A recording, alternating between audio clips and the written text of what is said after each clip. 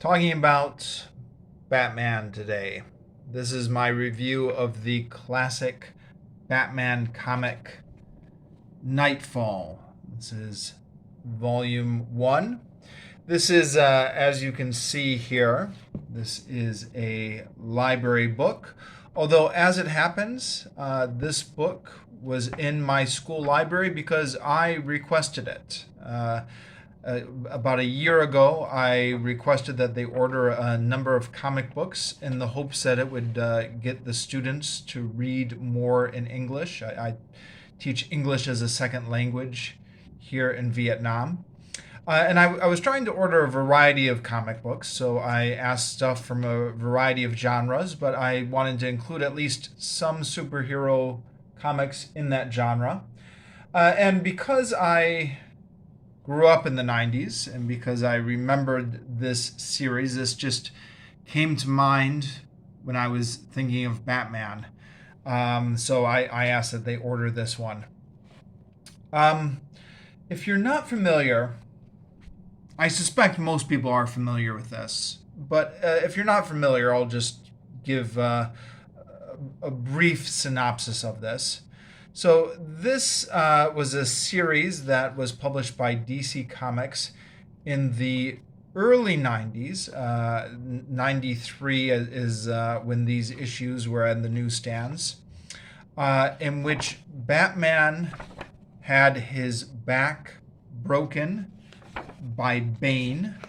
Bane was at this point a new villain in the Batman comics and broke Batman's back. And then it looked like Bruce Wayne, Batman, was going to be a cripple. He was hereafter confined to a wheelchair, and the mantle of Batman passed to a different person, a guy named Azrael, who is in here somewhere. Azrael does not appear very much in this volume at all. He appears for like a couple panels, so I don't have it bookmarked. It's a bit difficult for me to remember where he is. Oh, here he is. This is Azrael, who was one of the supporting characters in Batman, and then went on to become the Batman after Bruce Wayne broke his back. Excuse me. I've if you've watched my last couple of videos, you'll know that I have a cough. I'm still recovering from that cough, so apologies in advance for any coughing during the video. Now, yeah, so it looked like it was the end of Bruce Wayne, or at least at the end of his career as Batman, and a new person was taking over the mantle. And this was, I think it was widely thought at the time that this was just in response to the huge popularity of the death of Superman. And I think it's been pretty much confirmed since then in interviews and stuff that, yeah, that's exactly what was going on. The death of Superman had been such a huge media and sales phenomenon that DC then decided to try it with all of their big heroes in the 90s, and Batman was the first up on the docket. I'll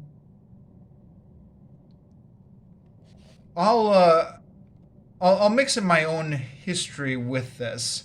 I was just starting to get into comics about this time. Now, I was 14, 15, I believe, when these comics were coming out, which is a little bit late to get into comics, maybe. A lot of my contemporaries or friends were into comics when they were 6 years old. But I never really had access to them at that young of an age. My parents didn't really approve of comics. Leafing through this, it's not hard to see why my parents wouldn't think these things were appropriate for a 6-year-old. We'll get maybe into more of this later in the review. I lived way out in the outskirts of suburbia where I had no access to comic books unless my parents took me in a car and drove me somewhere. Um, and I didn't really have just money to buy the comics anyways. Comics can be expensive. I mean, I'm sure the prices on these comics, which were what? I don't see the prices listed here. I think it was like close to $2 at the time. I'm sure it's gone way up with inflation nowadays. But anyways, point being, I didn't really have much access to it until I was a teenager and had some money from part-time jobs at the time that I could spend on comics. And although I had always been interested in it, from as long as I can remember, kids love comic books, huh? It's not a hard sell. And I had been drawn into DC Comics, particularly by all the media buzz around the death of Superman. So I started collecting comics shortly after that. And I had a couple of the comics in this volume back in the day. I believe I had this one here. Was one of the comics I had. Now, I did not have them all. It was very difficult to buy them all. Again, especially if you were on kind of a limited income, just a few dollars from part-time jobs. These came out between Detective Comics and Batman. They came out 4 comics a month in the Batman series. Now I had kind of, actually, before I revisited this, I had maybe misremembered this a little bit. I thought there were 4 Batman titles running. There were definitely 4 Superman titles running back in those days. But it looks like actually there were only 2, Batman and Detective Comics, and for historical reasons, they had started out as separate comic books, but by the 90s, as with the Superman comics, they were just alternating the story between them. So you'd have one issue of Batman, and then to follow the story, you'd need to pick up the issue of Detective Comics, and then to follow the story after that, you'd need to pick up the next issue of Batman. Sounds a little bit confusing, and it was, but at least it wasn't as bad as Superman, who had 4 different titles coming out during the course of a month, with which his storylines followed. Excuse me. But each one came out twice a month. So Detective Comics came out twice a month. Batman came out twice a month. So you were looking at buying 4 different comic books a month. And I didn't have that kind of money, or I did, but Batman wasn't the only thing I was reading. You would go into the comic book store and you would buy 1 Superman comic, 1 Batman comic, 1 Wonder Woman comic, 1 Green Lantern comic. I was trying to keep track of everything that was happening in the DC universe at the time, and there were just so many comics out there. So I did not follow the whole series when it came out, but I had the one I just showed you. Where did it go? I did have. I lost it again. I believe I did have number 5. Yep, here. And then, of course, the big one, the one where Batman gets his back broken. I had this one as well, and I paid $10 for it at the comic store. It was like a few days old or a week old at that point, but they were already selling it for $10. And I bought it mainly just because I felt like it would be stupid not to. because back then everyone believed that these big event comics would be a huge investment. It's one of the reasons the Death of Superman sold so well, is everybody thought that was a huge investment. So the Death of Superman, within like a week after those comics hitting newsstands, they were selling for hundreds of dollars. With Batman Knightfall, this was selling for $10, which was a lot of money to me at the time. But I thought, I'm going to kick myself in 30 years if I don't buy it. And I bought it, and it's probably completely worthless nowadays. And I'm not entirely sure what happened to it. I think a lot of my old comics ended up at my brother's house. So maybe he's got this now, or my sister was talking about selling them on eBay at one point. But yeah, the comics bubble of the 90s, these comic books did not end up being nearly as... They did not increase in value nearly as much as people thought they were going to at the time. That's somewhat a whole different subject for a whole different video, perhaps. I've got other things to talk about in this particular video. But anyways, I was young and naive at the time, and I thought that DC Comics was really going through with this. Like, I thought this is going to be the end of Bruce Wayne. There's going to be a new Batman. Everything's going to change. And I was not happy about it. The letters columns back in those days were filled with people who were not happy about it. And some of them were a lot more upset than I was. But I had always considered myself a Batman fan, was not happy about what was happening to Bruce Wayne. And should have known better. But I thought this was going to be a permanent thing that would go on forever. Shows how little I knew about comic books. It lasted like a year. I don't even remember. I think, yeah, like a year or less than a year before Bruce Wayne was back. Now,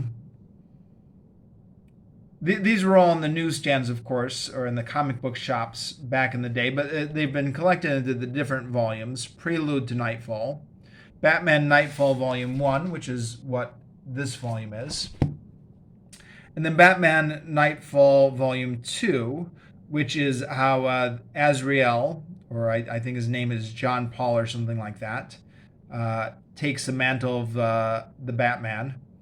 And then he turns out to be a little bit too hardcore.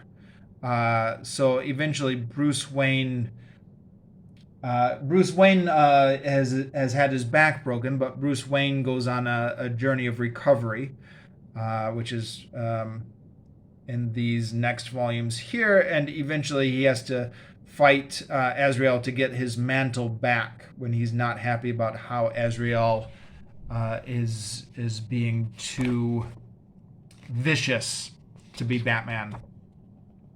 I heard this described somewhere on YouTube. I think it was one of Movie Bob's videos. He described this as the classic replacement storyline, which apparently something that DC and Marvel do all the time. Although I was just getting into comic books at this time, and I only was into comic books for like a couple years. So my window of comic book knowledge is like from 1993 to 1995 or 1994. I don't remember. Maybe it was a year and a half. Felt like a long time at the time because time passes slower when you were younger. But it was only like a year and a half, 2 years. And that's my when I was actively following comic books. But yeah, anyways. Apparently this was something DC Comics and Marvel Comics did all the time, where they would have fans, they would get a lot of requests from fans to take a superhero in a certain way. So then they would replace the normal superhero with another superhero who was doing exactly what the fans wanted, in order to show the fans that they didn't really want this at all, and then have the fans be really glad when they brought back the old one. So in this particular storyline, what that would mean was they were getting a lot of requests at the time for Batman to be even darker and more violent. I don't know, because of Marvel's influence or because of the influence of Tim Burton or Frank Miller or whatever. And so they replaced Bruce Wayne with a darker, more violent, more brutal Batman, just to show fans that this wasn't what they wanted at all. And then to bring back Bruce Wayne at the end of this series, which is collected in several volumes here, but I think that the whole thing only lasted like a year and a half, I don't know. Although, again, time used to pass slower for me back in those days. So a year and a half was a long time back then. But anyways, I had, like I said, I only really had access to comic books around this time, 14, 15, right about the time I turned 15, I guess. But I had considered myself a fan of Batman for a long time before that, just based on the cartoons, you know, the Super Friends, those old Batman cartoons, the old Adam West TV show, Batman the Animated Series.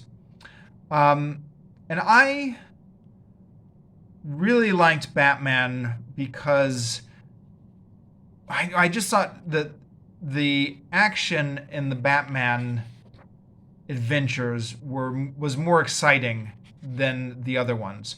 You know, because Batman is just human. So it's not like Green Lantern where he can just get his ring to kind of scoop up the bad guys. Batman's got to fight them with his own strength. I mean, he's got his batarangs and his grappling hooks and whatever, but it's a lot of his own acrobatic strength, his bouncing around and doing this kind of stuff. So I really liked that aspect of Batman. I think that's probably best exemplified maybe in Batman the Animated Series, which was on TV at the time this came out. I was not that's why I liked Batman. I was not a huge fan of Batman as being really dark and brooding and gothic and hardcore, you know, like the gritty edge that comics were taking in the 90s. I would have been a fan of a less dark version of Batman that still had all the great action in it. So I was even as a youngster, somewhat at odds with the way the comics, the dark turn of comics in the 90s, or maybe especially as a youngster. And we'll get into this a little bit in this review. I think that creates some odd juxtapositions here, although I didn't really had a harder time putting my finger on exactly what was going on when I was younger, and maybe lacked a bit of a critical spine. Lacked the conviction to say what I thought was going wrong. But maybe talk about that in some of this. But speaking of Batman the Animated Series, there are a couple characters from Batman the Animated Series who were integrated into the Batman comics. So Harvey Bullock here is one, and then the other one is what's her name? The Hispanic policewoman, Montoya. I forget her first name. And she's in here. She's in here as well. Oh yeah. Here she is, being taken hostage in this scene. But both of them were from the Batman the Animated Series cartoon, which was popular enough, I guess, to integrate those characters into the mainstream comic book continuity. Although back in the 90s, there was no Wikipedia. So it was kind of impossible to know this stuff back then. If you were new to comic books, you just kind of assumed that maybe these characters had been around since the 50s, just like Commissioner Gordon or something. But thanks to Wikipedia, I now know that they did originate in the Batman the Animated Series 1, and then was integrated into the comics.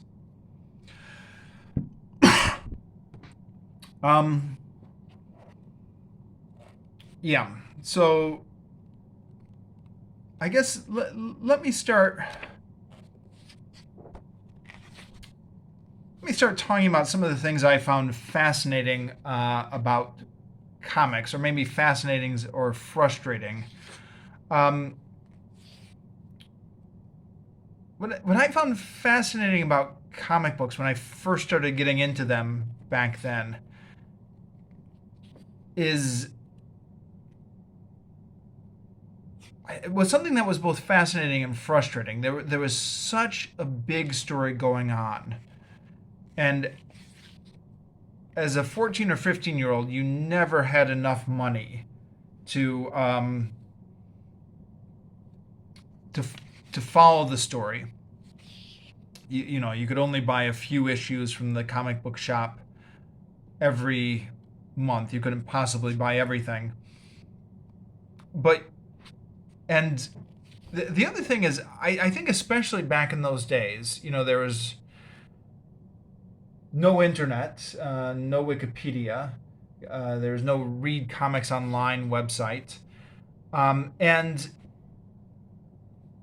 correct me if I'm remembering this wrong, these bound volumes were not nearly as common back then as they are now, these kind of reprinted collections. So the back issues were almost impossible to get, or required a lot of searching through the comic book shop, which I guess is one reason why they were reselling for so much money back then.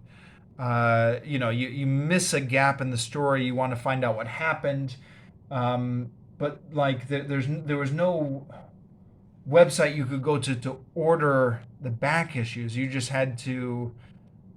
They weren't being printed anymore anywhere. You just had to scrounge around through the bins in the comic book shops to try and find the back issues, and then sometimes you have to pay more for them because they go up in value the older they are, if they're in good condition.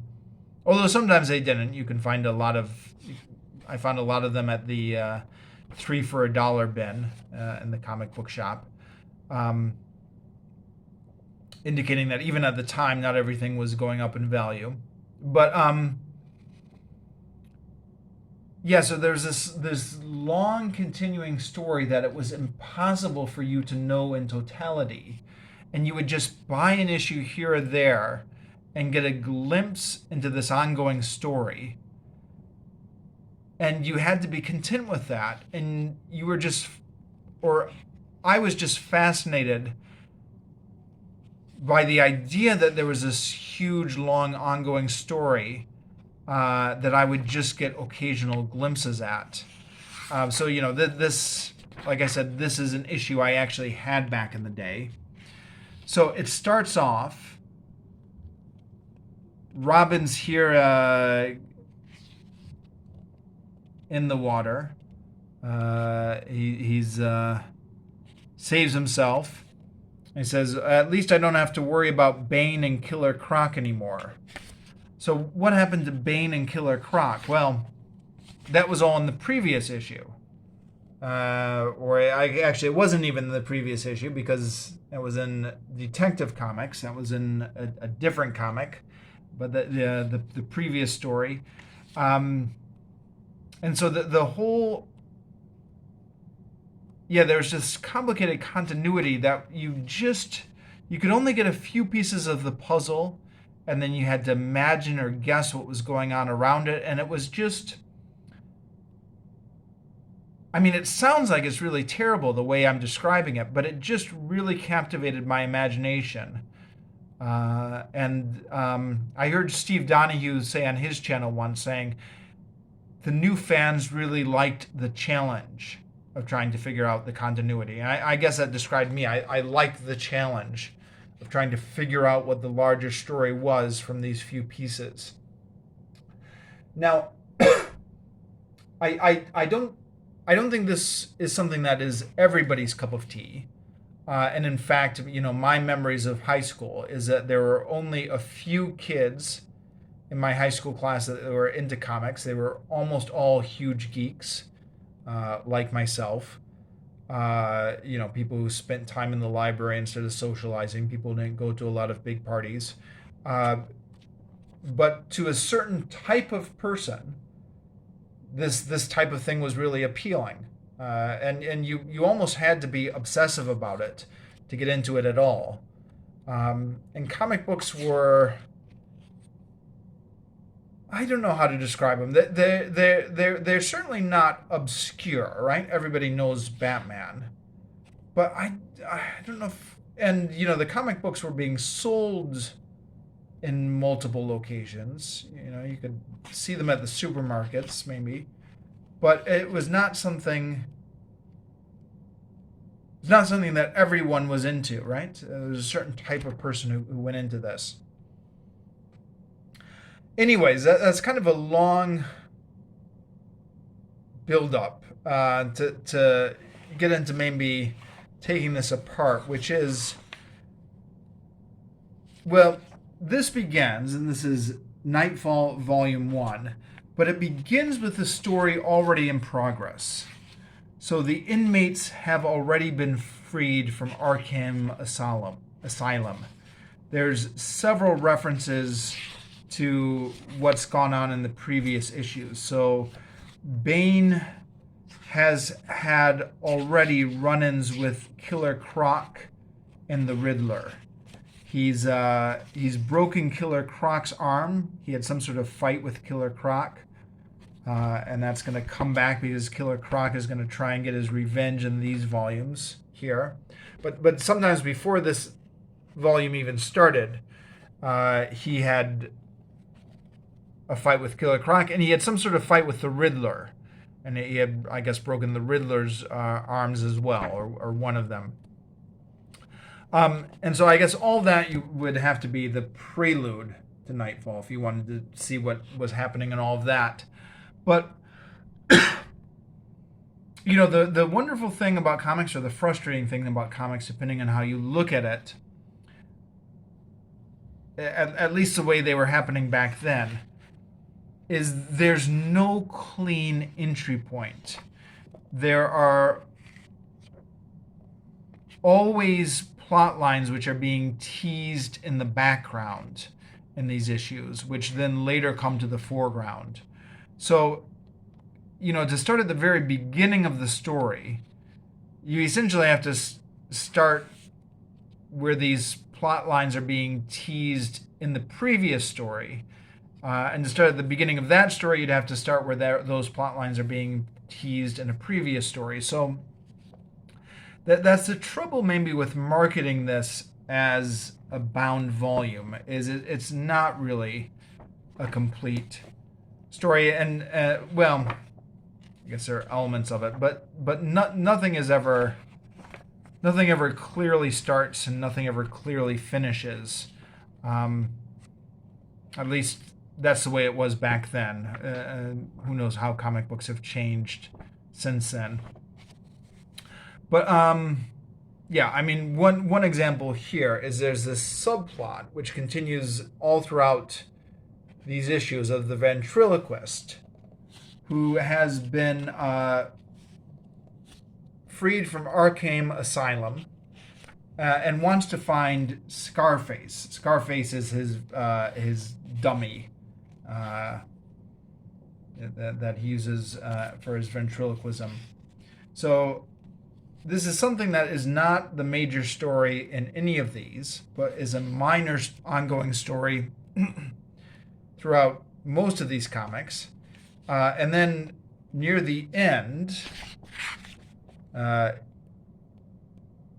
he, yeah, he finally does get his doll back, the Scarface here, which he gets out from the police evidence locker. Um, but then where that's going, we never find out because that's the end of this volume. So I guess maybe Knightfall Volume 2. But again, when you read it through in one sitting, I guess you kind of, again, somewhat lose the feeling of what it was like to collect these in real time, where, you know, these, even though these were coming out twice a month, or I guess 4 of these a month if you include Detective Comics and Batman together, you're still having these storylines which are being teased out over a period of several months before they take center stage. And again, that's what I really loved about comics back at and that time is the sense of the ongoing storyline all the time.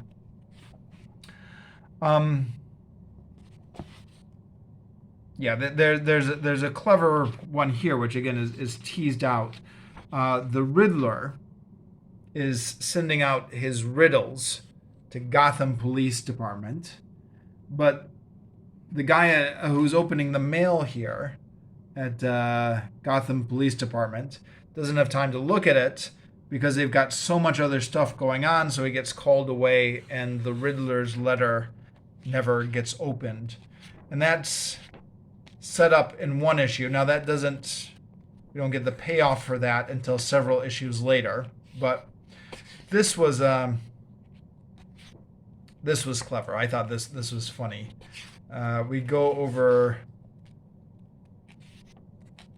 where is it? Several issues later, we find out that the problems that this has caused. So here's the Riddler, and he's got these henchmen that he's recruited to pull off the heist, but he refuses to go through with the robbery until the police read his riddles because he's the Riddler. But because the police are being so overwhelmed with all the other everyone else having broken out of Arkham Asylum, the poor Riddler has got nobody paying attention to his riddles. So he just,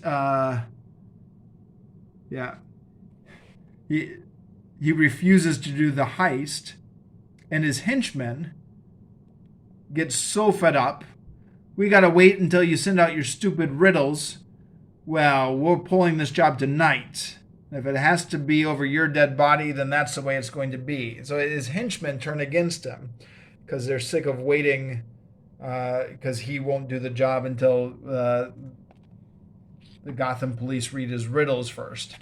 So it's just kind of a funny examination about what would happen to the Riddler if nobody ever paid attention to his riddles. And he ends up becoming really pathetic, and he tries to hold a studio audience captive with bombs strapped around his waist, but then it turns out that they're fake bombs.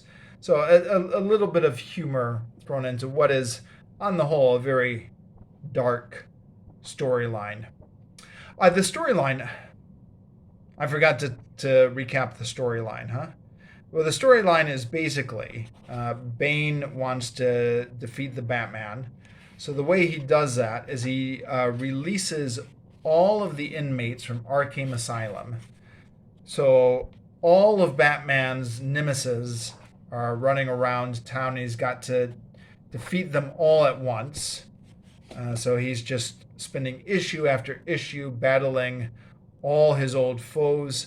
And he gets so worn down by this that by the time Bane finally breaks into his house to fight him, he's just got nothing left. And that's how Bane is able to break his back. It's, to give credit where credit is due, I think this storyline is more involved and more interesting than the Death of Superman story, in which Doomsday just appeared out of nowhere and there was this huge slugfest. I mean, it still does end up being a slugfest between Batman and Bane at the end, but it's the superhero comics. It has to be some sort of slugfest. Um, I I was also intrigued somewhat that there were a few different things going on here. I mean, it wasn't just that Bane was working together with the escaped inmates from Arkham Asylum. Uh, the inmates from Arkham Asylum didn't really like Bane's attempts to manipulate him, so they were trying to get the drop on Bane, or in the first issue here, the Mad Hatter is trying to track down Bane, although Bane turns the tables on that by killing the guy that the Mad Hatter sent to track him down. Killer Croc, of course, wants revenge on Bane for having broken his legs, so that comes back when they have a big fight later. So it's not simply just all the bad guys versus Batman. There's some interesting divisions within the bad guy ranks here as well, which make this a little bit more interesting of a story. I mean, I think part of what's going on here is apparently the Superman writers pulled out the Death of Superman as a last-minute replacement for Superman and Lois Lane getting married, because Superman was getting married in the TV show Lois and Clark, so they had to do something else to not conflict with the TV show, and maybe that's why they didn't have time to set things up. But for Batman, I think this has all been set up carefully, months in advance. And again, the Bane character was even making his appearance in Batman comics some months before the events of Knightfall 1, which some of that would probably be covered in Prelude to Knightfall. Now, this is, I mentioned before, this is the 90s, so this is the dark and gritty comics, and there is some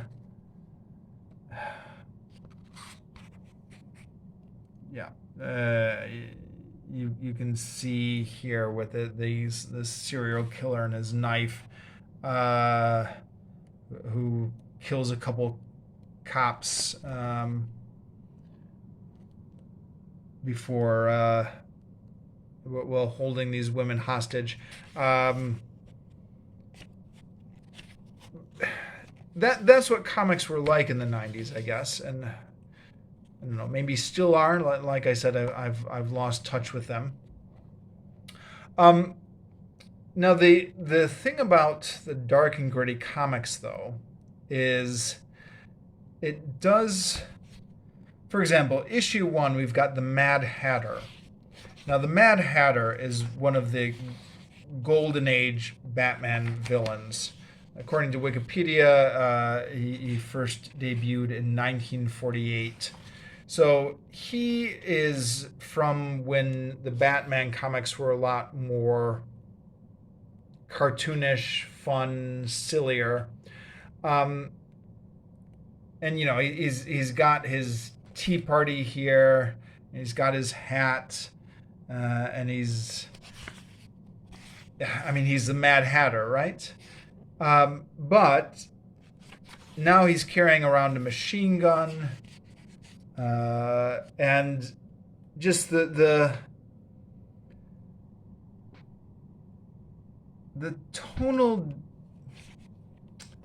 problems with these Golden Age or Silver Age wacky Batman villains all becoming dangerous, psychotic killers is one of the issues with Batman during this time. I mean, I guess the Joker is another classic example. He was supposed to be like a fun clown villain, and then he became really dark in the 80s and 90s, and again, presumably still is.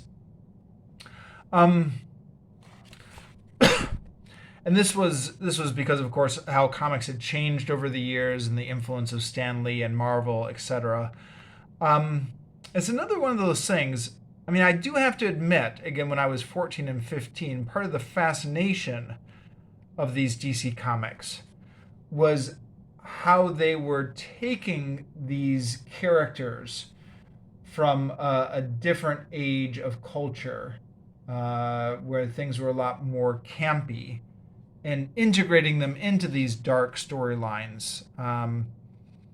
So the Batman villains are one example, but there's tons of examples like this in DC Comics.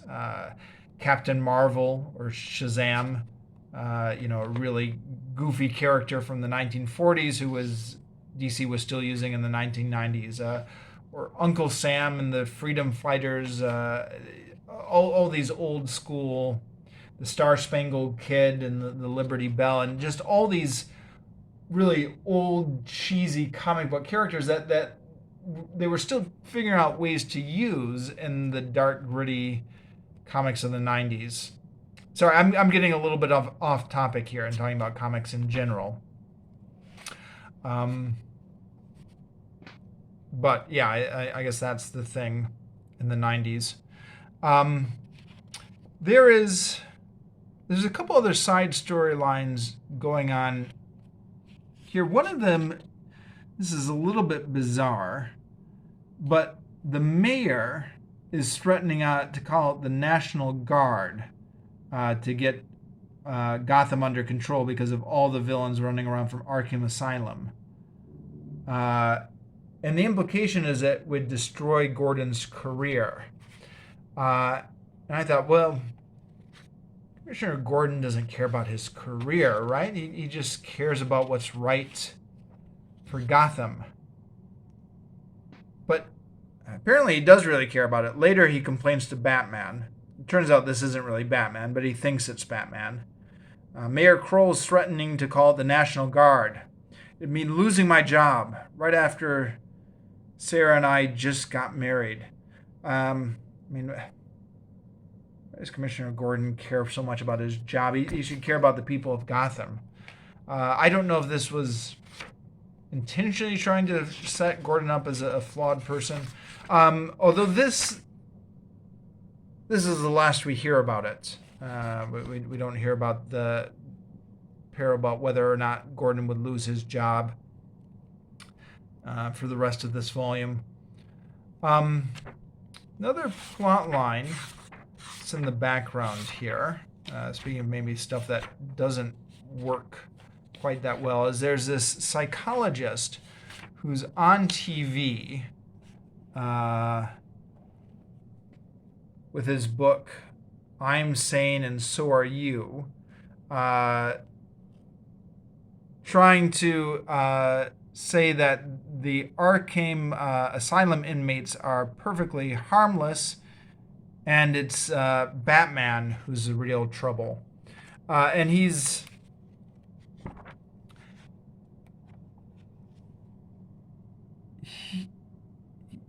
it's something that pops up for like one page in just about every issue for the first 6 issues or something.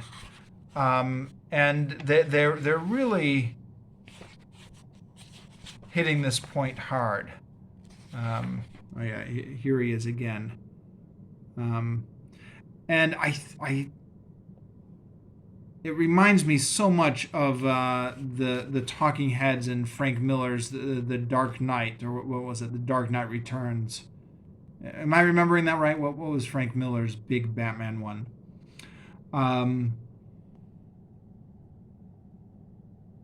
So much so that I suspect they're just ripping it off. And it's, I don't know if it's intended to be political, like making fun of these woke people or tolerance or something like that. Not that any of those terms existed in the 90s, or at least were in wide use in the 90s, but that kind of mocking of tolerance culture. But then the payoff to all that is he's part of the television audience that the Riddler holds hostage. And then at the end, where is it?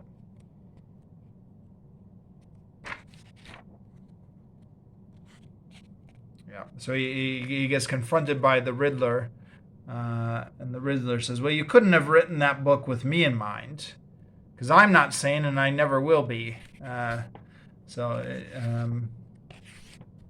then after they get saved, says, "How am I going to follow this up? Follow this show? Do you have any ideas, Dr. Flanders?" He says, "Yes, a change in careers," and that appears to be the end of that story arc. I say appears to be because, of course, this is only volume 1. We haven't continued on to volume 2. Yeah, it is somewhat of a feel-bad story to read, or not the most uplifting story to read, because you are watching Batman's decline, right? And, I know Batman's not a real person, but you read these comics because you want to root for him, you want to see the hero triumph. And he does have several mini triumphs along the way, but each one takes their toll on him until he's just physically exhausted and then has his back broken at the end, and then that's the end of the volume. Now, of course, if you were to read the whole saga, you would see him triumphant at the end, but at the moment, this is the only one we've got in our library. But there are some good action panels here. I mean, I mentioned earlier, really liked Batman superhero, the cartoons as a kid, because him swinging around and using his acrobatics and his flips and his kicks and his punches, and we do get we do get some good panels of that.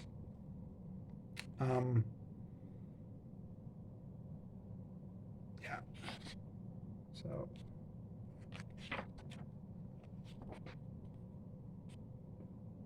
So that's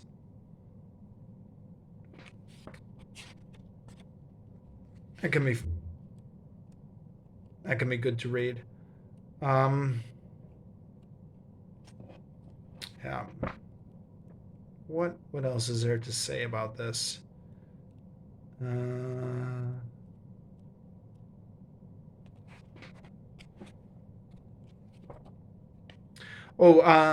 Yeah. There are a few different panels when Batman shows that he has gas that renders people unconscious. So here's one of them. There's another one when he uses some sort of gas against the Panther. And then there's another one over here. And it does make me wonder. First of all, I mean, what would the Geneva Convention say about Batman using gas to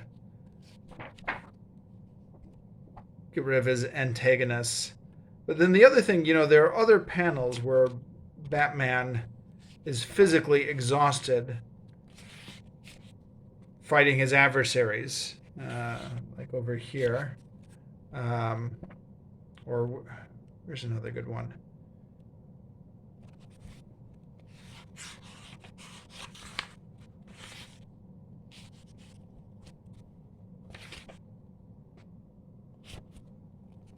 Sorry, I can't find the one I'm thinking of right now. There's one where he takes out a whole room of thugs, and he talks about how exhausted he is as he's doing it. And it makes you wonder if he had the gas pellets in some of these panels, why doesn't he use them in other of these panels? But I guess you just largely have to let that go. Of course, the other thing you have to let go when reading these things is, where is Superman when all this is happening? Or where is Green Lantern? Or where is Wonder Woman? I just always assumed when I was reading comic books that when you read a Batman comic, you just have to assume that all the other superheroes are busy and Batman has to handle everything himself. That's one of the problems of the shared universe. All right.